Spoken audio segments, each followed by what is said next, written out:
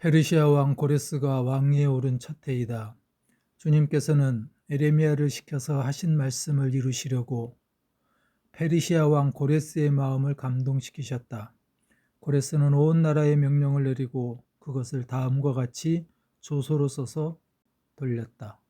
그때 유다와 베냐민 가문의 우두머리들과 제사장들과 레위 사람들과 하나님께 감동을 받고 예루살렘으로 올라가서 주님의 성전을 지으려고 하는 모든 사람이 길을 떠날 채비를 하였다.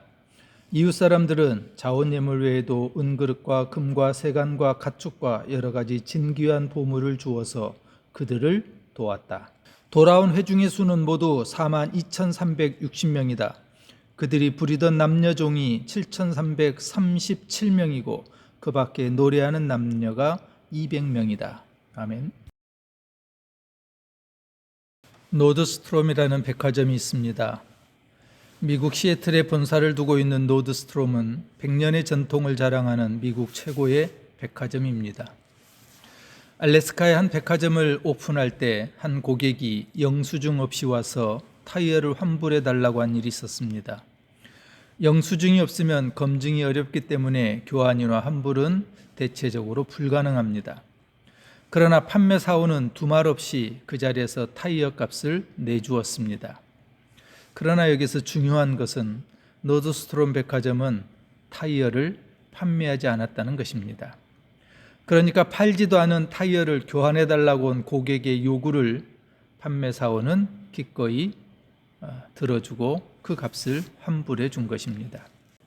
이런 사례도 있습니다. 어느 날 중년의 아주머니가 백화점에서 옷을 사고 비행기를 타기 위해 공항으로 서둘러 갔습니다. 이 여인이 그만 서두르다가 비행기표를 백화점 의류 매장에 놓고 온 것을 뒤늦게 알게 되었습니다.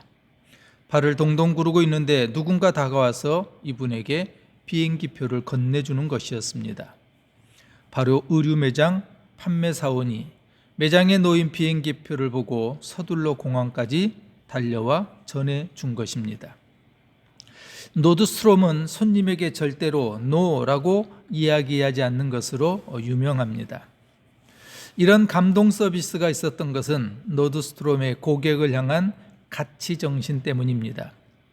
백화점의 경영진은 손님을 왕으로 모시기 전에 먼저 직원을 왕처럼 대우합니다. 직원은 회사가 왕으로 대우해주는 감동을 받고 손님을 대합니다. 그때 물건을 파는 대상이 아니라 관계를 판매하는 대상으로 여기기 때문에 손님 역시 감동을 받습니다. 노드스트롬 백화점의 남다른 고객 감동은 백화점을 대표하는 최고가 되었고 많은 경영학 교과서에 모범적인 사례로 소개되어 전해지고 있습니다. 이처럼 기업이 물건을 하나 팔기 위해서 내세운 고객 서비스의 슬로건이 과거에는 고객 만족이었습니다. 그것이 고객 감동으로 변화되었고 지금은 고객 황홀이라고 해서 고객을 황홀하게 만들어야 한다는 서비스 정신을 강조합니다. 기업이 물건을 팔기 위해서 이런 열정을 쏟고 있는 것에 비교하여 과연 교회는 예수 그리스도의 복음을 전하기 위하여 이 정도의 열정이 있는가 하는 생각이 듭니다. 오늘 나눌 말씀의 제목은 하나님께 감동을 받고입니다. 바라기는 우리가 정성으로 드리는 예배 가운데 또 오늘의 말씀을 나누는 중에 먼저 성령께서 주시는 하늘의 감동이 우리 모두에게 충만하기를 소원합니다. 오늘 나누는 본문에는 세 종류의 사람들의 감동의 이야기가 소개되어 있습니다. 1절과 4절에는 고레스 왕의 감동이 있습니다. 5절에 페르시아에 살던 하나님의 일꾼들의 감동입니다. 그리고 6절에는 이웃에 살고 있는 여러 사람들의 감동이 그것입니다. 하나님께서는 에레미야의 입을 통해서 하신 말씀을 이루게 하시려고 고레스의 마음을 감동시키셨다. 1절은 이렇게 시작합니다. 에스라서는 유대인들의 예루살렘 귀환이 하나님의 감동을 받은 고레스 왕의 명령으로부터 시작되고 있는 것을 기록합니다. 페르시아 왕 고레스는 자신이 세상을 통치하게 된 것이 하나님의 도움이라고 믿었고 정치적 고려에 따라 유대 백성들이 고향으로 돌아가 무너진 하나님의 성전을 다시 세우도록 명령합니다. 그리고 필요한 물품과 함께 성전 안에 있던 기물 일부를 돌려보냅니다. 2절 이하에서 고레스는 잡혀온 유대인들에게 예루살렘에 올라가 성전을 건축하라고 허락합니다. 또한 잡혀온 백성들이 귀국할 때에 도움이 필요한 사람이 있으면 도와주라고 하고 성전에 바칠 예물도 들려서 보내도록 배려합니다. 5절에 유다와 베냐민 족방과 제사장들과 레위 사람들이 마음의 감동을 받고 성전을 건축하기 위하여 바벨론에서 떠날 채비를 합니다. 6절에는 고국으로 귀환하는 백성들을 이웃 사람들이 여러 가지로 돕고 예물을 기쁘게 드리는 장면입니다. 그리고 7절에 또한 고레스 왕이 이전에 느부갓네살이 예루살렘 성전에서 옮겨왔던 성전 기물들을 다시 꺼내어 돌려주기까지 합니다. 금접시 30개, 은접시 1000개, 칼 29개, 금대접 30개, 은대접 410개, 기타 그릇 1000개 등 모두 5400개였다고 기록하고 있습니다. 이 모든 일의 시작이 하나님의 감동으로부터 이루어지고 있습니다. 하나님께서는 하나님의 때가 되어 이방나라 고레스 왕의 마음을 감동시켰고 이스라엘 백성들이 고국으로 돌아가도록 명령하였으며 바벨론 포로에서의 70년 동안 이제는 어느 정도 안정적 생활에 정착하였을 백성들의 마음을 감동시켜 무너진 나라이지만, 무너진 성전이지만 그 나라와 성전을 재건하는 소망을 주고 고국을 향하도록 하였습니다. 하나님의 성전 회복, 궁극적으로 예배의 회복을 위해서는 먼저 하나님의 감동이 필요하다는 것을 오늘 본문은 우리에게 가르쳐 줍니다. 본문의 세 종류의 사람들의 감동 이야기를 살펴보려고 합니다. 먼저 고레스 왕이 감동을 받았습니다. 당시 페르시아 왕 고레스는 요즘으로 하면 이스라엘, 요르단, 시리아, 터키 그리고 멀리 아프가니스탄, 러시아에 이르는 넓은 땅을 다스렸습니다. 이 정도의 영토를 지닌 통치자라면 모든 것을 마음대로 할 수 있는 절대 권력의 소유자입니다. 고레스 입장에서 보면 포로는 한 나라의 노동력이자 국가 재산이기 때문에 나라를 다스리는 왕으로서 포로를 돌려보낸다는 것은 쉬운 결정이 결코 아니었습니다.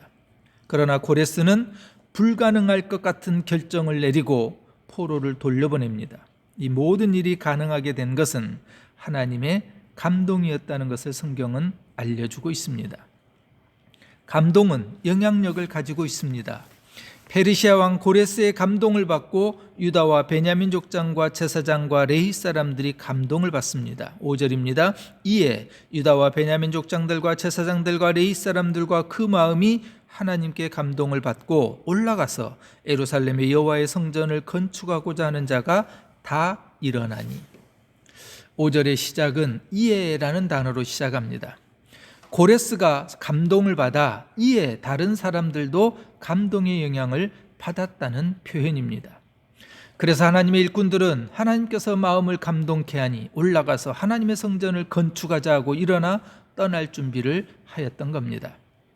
그리고 이 감동의 영향력은 이웃 사람들도 하나님께 감동을 받게 됩니다. 6절에 그 사면 사람들이 은그릇과 금과 물품들과 짐승과 보물로 돕고 그 외에도 예물을 기쁘게 드렸더라. 감동의 영향력의 크기가 얼마나 컸던지 페르시아 사람들이 온갖 보물과 예물로 성전 건축을 위하여 돌아가는 사람들을 도왔습니다.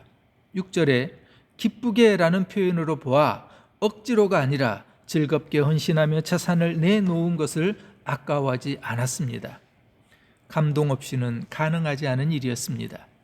이렇듯 페르시아 왕 고레스의 감동은 족장, 제사장, 레위 사람들을 감동시켰습니다. 그리고 제사장과 레위 사람들의 감동은 페르시아 사람들까지 감동하게 되었습니다.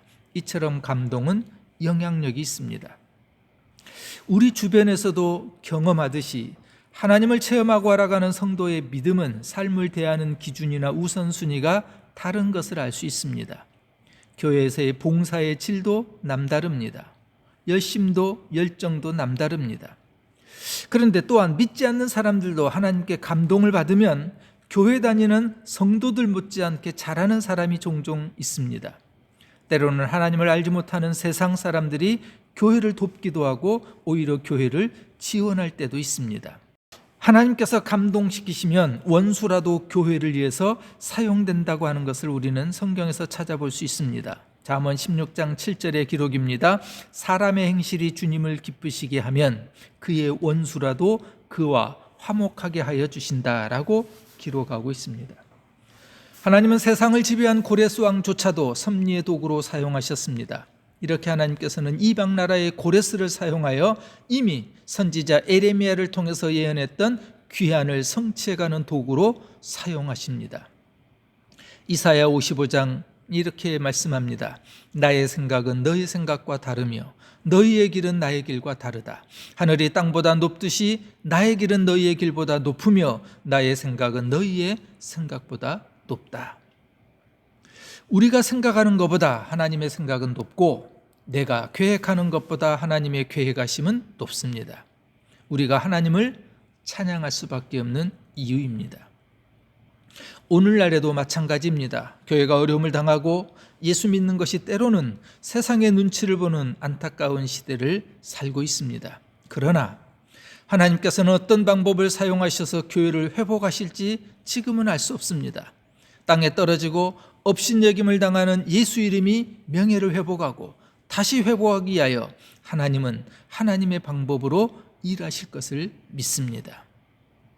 우리의 지혜로는 하나님께서 어떤 방법을 동원하실는지 알 수 없지만 분명한 것은 우리의 생각과 방법이 아니라 하나님의 계획하신 대로 일하시고 역사하실 것이라는 겁니다. 이방 나라의 왕 고레스의 마음을 감동시키고 하나님의 성전을 다시 세우도록 일하셨던 것처럼 어쩌면 우리와 상관없는 사람들을 통해서도 더 나아가 원수를 사용해서라도 이 땅의 교회를 다시 세울 수도 있다는 것입니다. 우리의 생각과 계획이 높지 않기 때문에 우리는 단지 순종하고 기다리며 기도할 뿐입니다. 우리는 성령의 감동이 필요한 시대를 살고 있습니다. 2000년 전에 성령께서 임재하셨던 사건처럼 오늘날 더 절실하게 성령의 감동하심이 필요합니다. 지금도 우리에게 성령 주시기를 원하시는 하나님의 감동을 사모하기 바랍니다. 내가 성령의 감동을 받으면 반드시 이웃과 세상에 좋은 영향을 끼칠 수밖에 없습니다. 성령의 감동으로 충만할 때 세상 사람들과 세상을 감동시킬 수 있다는 것입니다. 에스라서는 계속해서 감동을 받고 돌아온 사람들의 이야기를 소개합니다. 2장은 고국으로 돌아온 사람들의 명단으로 먼저 11명의 대표자가 소개됩니다. 귀환한 사람들 중에는 종이 7,337명, 노래하는 남자가 200명이었으며 지역별로 자손을 구별하였는데 제사장 자손, 레위인, 느디님 사람들, 솔로몬 신하의 자손 등이 있었습니다. 귀한 자들 중에 제사장, 레위인, 노래하는 자, 문지기와 같은 자들을 따로 구별하고 있었던 것은 제사, 예배가 고국에 돌아와서도 매우 중요하다고 하는 사실을 보여줍니다. 멸망한 나라가 다시 세워지는 회복은 예배의 회복으로부터 시작되기 때문입니다. 오늘 교회의 회복도 예배가 예배되는 것으로부터 시작되어야 하는 것을 우리에게 교훈합니다. 성경에 종종 등장하는 족보 이야기나 사람들의 명단은 우리에게 읽기에도 낯설고 지루해서 지나쳐버리기가 쉽습니다. 2장 2절부터 63절까지 포로에서 돌아온 사람들의 이름이 길게 소개되어 있습니다. 낯선 이름과 명단이 지루하고 의미 없다고 생각해서 지나쳐버리면 성경이 말씀하고자 하는 중요한 교훈을 우리는 놓치게 됩니다. 글을 쓰는 시인이나 소설가가 단어 하나를 선택해서 글을 쓰는데도 아무렇게나 그 단어를 사용하지 않습니다. 하물며 성경이 성령의 감동함을 입은 사람들에 의해 쓰여졌다면 한 사람 한 사람의 이름이 성경에 기록된 것은 매우 중요하고 의미 있는 기록이라고 하는 것을 우리는 알아야 합니다. 에스라 2장 64절에 보면 하나님의 감동으로 성전을 짓겠다고 고국으로 돌아온 사람들의 숫자가 42,360명으로 기록되어 있습니다. 역사학자들에 의하면 바벨론의 포로로 잡혀가 잔류했던 이스라엘 백성들이 약 200만 명에 이른다고 합니다. 그렇다면 돌아온 이 숫자는 약 2%에 해당합니다. 아직 98%의 사람들은 바벨론에 남았던 겁니다. 당시 바벨론의 이스라엘 백성들은 비록 포로로 잡혀왔지만 70년의 포로 생활을 지내오면서 어느 정도 경제적 안정을 이루었을 겁니다. 세대가 바뀌면서 새로 태어난 세대들에게는 고국 이스라엘보다 더 안정적인 장소가 어쩌면 바벨론이었을 수도 있습니다. 고국의 수도 예루살렘은 폐허가 되었고 성전은 무너져 버렸습니다. 사람이 살만한 환경이 아니었고 복구하는 것조차도 쉽지 않은 일이었을 겁니다. 돌아가도 먹는 물도 부족해서 경제적으로 고통스러운 일이 예상되었습니다. 그럼에도 불구하고 이런 고난이 예견되는 고국으로 돌아가겠다고 나서고 예물을 드린 사람들입니다. 하나님께서 마음을 감동하게 하셨기 때문에 가능한 일이었습니다. 돌아온 사람들은 성령의 감동함을 받고 모든 것을 내려놓은 사람들입니다. 바벨론에서 고국 예루살렘으로 돌아오는 길은 약 1000km 정도의 긴 거리였습니다. 당시 여행자들의 기준으로는 4개월에서 6개월의 긴 기간이 걸리는 머나먼 길이었다고 합니다. 본문을 읽어보면 포로에서 돌아온 사람들의 어떤 불평과 불만의 기록이 없습니다. 고향으로 가는 길에서 모세 시대의 애굽에서 나올 때나 광야에서 경험했던 기적과 같은 어떤 사건도 기록되어 있지 않습니다. 하나님께 감동받은 사람들은 자신의 손해를 감수하면서까지 먼 길을 나섰습니다. 고국으로 돌아가면 고난이 예견되었음에도 자기를 포기하고 떠났던 겁니다. 하나님의 성전을 다시 세우기 위하여 나를 희생하며 나선 사람들입니다. 나 혼자 잘 먹고 부족한 것 없이 사는 길이 아니라 함께 울고 함께 웃는 공동체를 꿈꾸었던 사람들입니다. 이 모든 것은 하나님께서 마음을 감동하게 하셨기 때문입니다. 하나님께서는 오늘날 교회의 치유와 회복을 위해서도 내려놓고 포기하며 희생하는 사람들을 필요로 하십니다. 내 기득권을 내려놓을 수 있는 사람들, 나의 지위나 명예를 내세우는 것이 아니라 주님의 교회를 위하여 희생과 손해를 기꺼이 감수하는 사람들을 필요로 하십니다. 함께 울고 함께 웃는 교회는 성령의 감동과 말씀의 순종 그리고 희생과 헌신이 있어야 가능합니다. 불평하고 불만하는 것이 아니라 사랑 안에서 서로 지지하고 격려하며 허물을 덮어주는 성도의 사랑이 필요합니다. 이것은 우리의 생각과 마음처럼 되지 않습니다. 그렇기 때문에 우리는 먼저 하나님께서 주시는 성령의 감동이 필요합니다. 사랑하는 여러분, 하나님께서 주시는 이 감동을 필요로 하는 우리 모두에게 성령의 감동하심이 함께 하시기를, 그리고 그 감동을 통하여 우리의 이웃과 교회와 세상을 새롭게 변화시키시길 주님의 이름으로 축원합니다.